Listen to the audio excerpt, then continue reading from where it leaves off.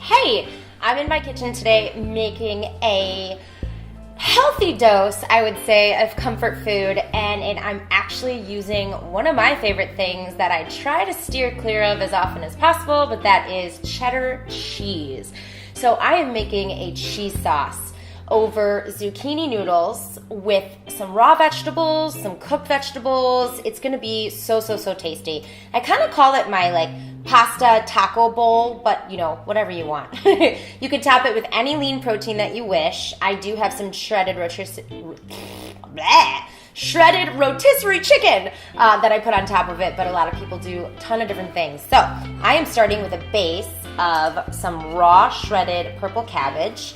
Use as much as you want. The full recipe will be on livingwithashley.com, so just bear with me here, and then we will go to that and you can get all the details. But I did my own zucchini noodles this morning for the week. It's not just for this dish. So I'm going to put, excuse me for using my hands, these are just glorious, a big handful of these here. And I can't believe how long some of these are. I'm going to have to cut this up. It's hysterical. I will be Lady in the Tramping this stuff later. All right, so we've got a great, pretty mix of purple and green there. I have in a pan that I'm going to start sauteing right now. I have a mixture of yellow, orange, and red bell pepper and chopped pineapple, which I will heat up as we speak. All right, tiny bit of oil in there. But the main thing about this dish is definitely the sauce. So I want to give you the skinny on this skinny cheese sauce. See what I did there? I like to think I'm a comedian, but not so great. While these veggies are sauteing, I'm going to turn the heat on a saucepan behind it.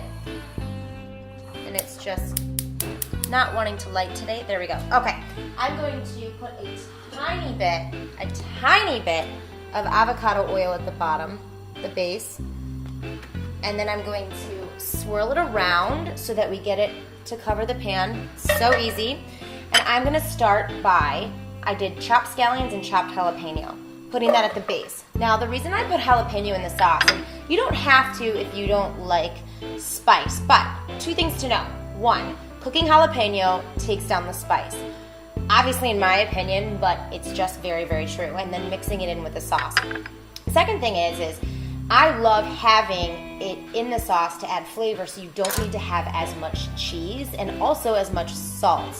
So that is a strong tip. Spices take away your need, and herbs take away your need to have a ton of some of the more fattening and calorie-laden ingredients. So as these things are sauteing, we are gonna go through a couple other tips.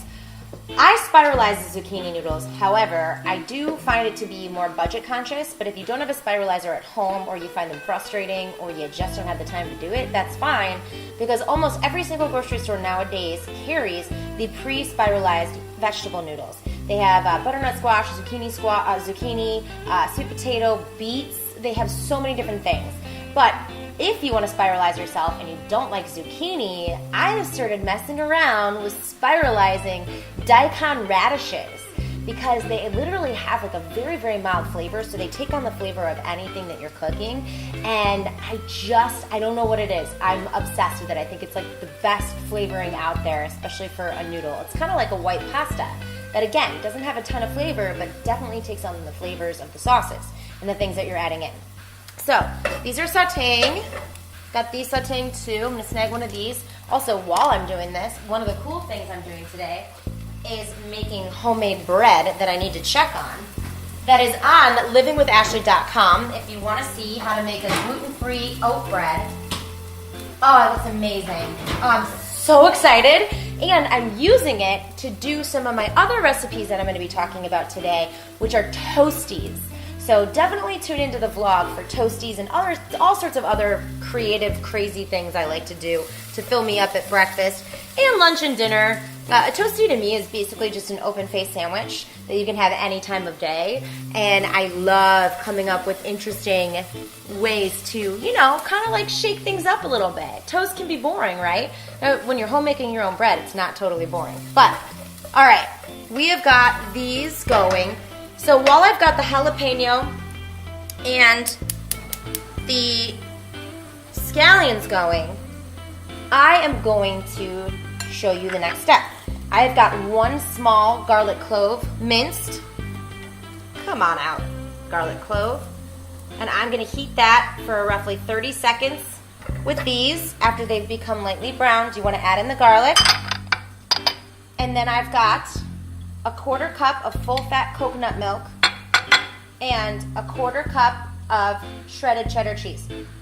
Those are the last 2 pieces of the recipe. I'm going to do a tiny bit of sea salt in here, or Himalayan crystal salt, whichever you want, as long as your salt has minerals in it. We don't need to use iodized table salt these days.